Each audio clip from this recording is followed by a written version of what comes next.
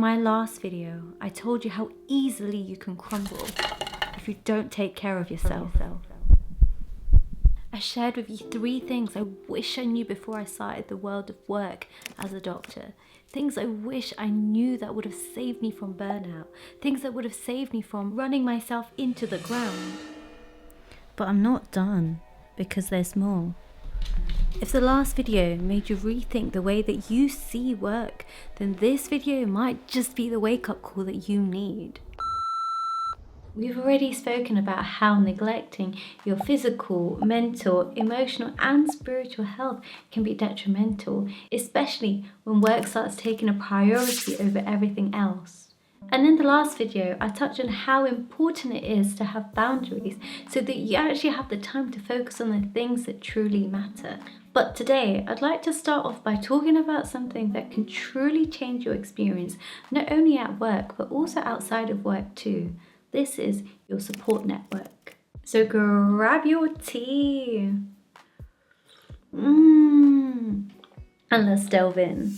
Here's the thing. When you're working in high-pressured environments, especially early in your career, the people that are around you can have a huge impact on not just the way that you see work, but also how you see yourself and what you think is normal. And this is where I made a mistake. As a junior doctor, I was surrounded by people who didn't necessarily share the same values as me when it came to well-being. These were people who were incredibly hardworking, brilliant at their jobs. But in my experience, I found that a lot of them also believed that sacrificing your own health was just part of the deal. I remember one of my seniors telling me that I couldn't eat until 3 p.m, even though I'd been at work since 7:45 in the morning. And it wasn't personal, it was just something that was done. And at the time, I didn't originally question it until I woke up. But looking back, I realized something really important. Just because something is normal in your workplace, it doesn't mean that thing should be normal for you. Now, don't get me wrong, colleagues are incredibly important. You work together, experience things together, and in tough times, sometimes they can be your lifeline. But that doesn't mean you necessarily have to model your life after theirs. Your support network should be comprised of people that share your goals. These are people who encourage you to build a life that you want for yourself. The life you actually want, not the life that you think is expected of you. For me, that meant stepping outside of the usual grind culture mindset and surrounding myself with people who valued balance. People who believed that success doesn't mean it has to come at the expense of well-being. And sometimes that meant looking beyond my immediate work circle. And here's the best part, you don't have to find your support network within the workplace. Some of the most meaningful conversations I've had about well-being weren't with colleagues in the medical field, they were with you guys. Since I've started talking about this topic, so many of you guys have reached out, telling me about your struggles as well as your wins. And that's when I realized your support network doesn't have to be just one person or within one place. It can be a mix of mentors, like-minded friends, even an online community that shares your values. Now, I don't have a single role model. I have more of an idea, a combination of qualities I admire in different people. My mum, for example, inspires me in many different ways. But when it comes to shaping my own path, I've had to piece together my own vision of the person I want to be, and that's okay. So if you're feeling stuck, if you're feeling that you're surrounded by people who don't share your vision for a fulfilled and balanced life, just know that you have a choice, that you can build your own support network. So take a moment to think, who are these people that support you in your life? Not just within your career, but those people who care for your happiness, who support your long-term goals, who encourage you to prioritize your well-being. And if you haven't found them, my advice is to keep looking because they're out there. And when you find them, everything changes. If you're looking for your people, why don't you leave a comment below of what qualities you're looking for in your support network? Maybe we can start a conversation together and network.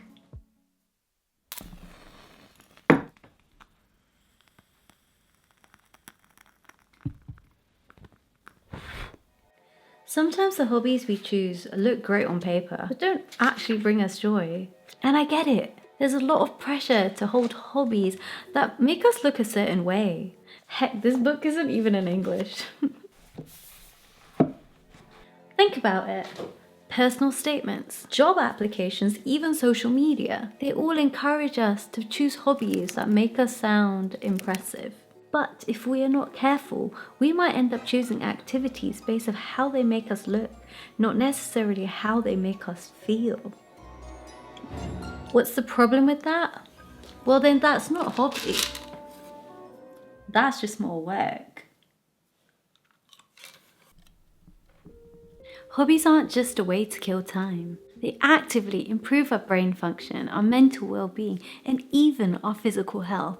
Studies show that engaging in your hobbies actually reduces cortisol, the hormone that's responsible for your stress. Activities like painting, writing, or playing an instrument activate the brain's default mode network, the part responsible for imagination and problem solving. Research has shown that people with engaging hobbies are less likely to experience exhaustion from work. And here's the fun part, it doesn't matter what the hobby is, as long as it helps you unwind. So how do you find the right hobby for you? Here's the simplest test. If it makes you feel relaxed, recharged, or even happy, then it's probably the right one for you. And it doesn't have to be productive. It doesn't have to look impressive. And it definitely doesn't have to make sense to other people. For example, gaming is often looked down upon, but studies have shown that certain video games improve memory, problem-solving skills, and even emotional resilience. So if gaming relaxes you, embrace it. If baking helps you de-stress, bake more cakes. If building tiny birds from Lego is your thing, go all in. Now, I say all of these things because I know how easy it is to allow work to consume your entire identity. But you know that you are way more than your career. You are more than what you produce. And hobbies give us the space to exist outside of our expectations. They remind us that life isn't just about output, it's about actually living. Now, I want to hear from you. What is a hobby that you genuinely love that you think other people might not necessarily get? Drop it in the comments below. I'm hoping that we can normalize doing things simply because they bring us joy rather than how it might look or sound to other people around us. No pressure, no expectations, just happiness. Now lastly, I believe the following is essential for all of us. The power of unplugging and spending quality time offline. In our hyper-connected world, there are its pros, but also it's easy to feel overwhelmed by this constant overload of information. Terms like popcorn brain have been coined to describe this fragmented attention and scattered thoughts resulting from excessive screen time. There was a time where it felt like my entire existence revolved around work. And when I wasn't at work, I wonder where I was actually. Oh, of course, I was doom scrolling.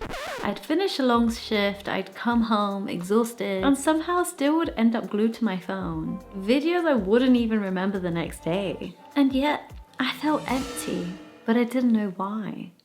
People would tell me, oh, just go for a walk, it would help. And honestly, I didn't get it. What was a walk going to do for me when my mind was just racing with all the things that I need to do the next day? But then I actually took the advice and tried it. The first few times I kept reaching for my phone, so I started actually leaving my phone at home, and I would tell my mom, okay, I'm going to this particular park in this particular location. If I haven't come home by this particular time, then you need to come and fetch me because I might have been kidnapped by the birds. But something in me then shifted.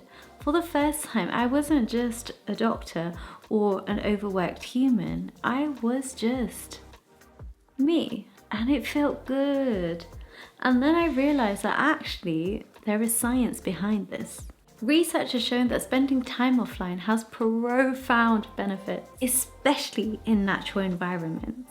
A study led by Gregory Bratman at Stanford University found that participants who walked in nature experienced reduced rumination and lower activity in brain regions associated with mental illness. Research published in International Journal of Environmental Research and Public Health indicates that nature walks can lead to significant decreases in anxiety and depression. These studies highlight that disconnecting from this digital world and reconnecting with nature can rejuvenate our minds as well as our bodies. And that's such good news that stepping away from these digital devices can actually improve our health.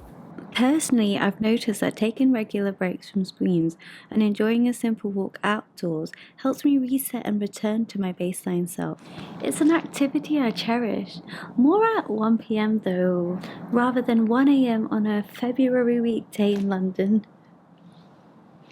I encourage you to find moments in your day to unplug, whether it's a stroll in the park, tending to your garden, or simply sitting quietly without any digital distractions. A few years ago, I made a video called I Lived Offline for 7 days, and I talked about how incredible it felt. Now, in hindsight, maybe 7 days was a little bit much. I was able to see the effects of offline downtime so clearly. It's so easy to feel that in such high pressure jobs like in medicine that we don't have time to take breaks. But the reality is if we don't step away, we burn out. And when we burn out, we're not just hurting ourselves in the process, but also the people who rely on us.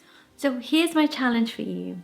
Take a break away from the internet intentionally, even if it's just 10 minutes in the day where you're intentional about it. Say you're scrolling, you're like, okay, I'm gonna put my phone down and I'm gonna sit here or do something meaningful offline for 10 minutes. Go for a walk, sit in silence, let your mind wander, whatever works for you. And I'd love to hear from you. What is your favorite way to unplug? What's an offline activity that really helps you to reset? Drop it in the comments below. I'd love to create an environment where we can all encourage each other to find balance. If this video resonated with you, don't forget to like, comment and subscribe.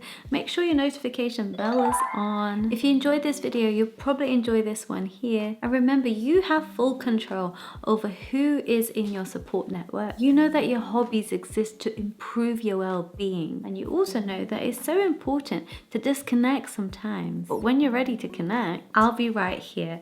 I'll see you in the next one.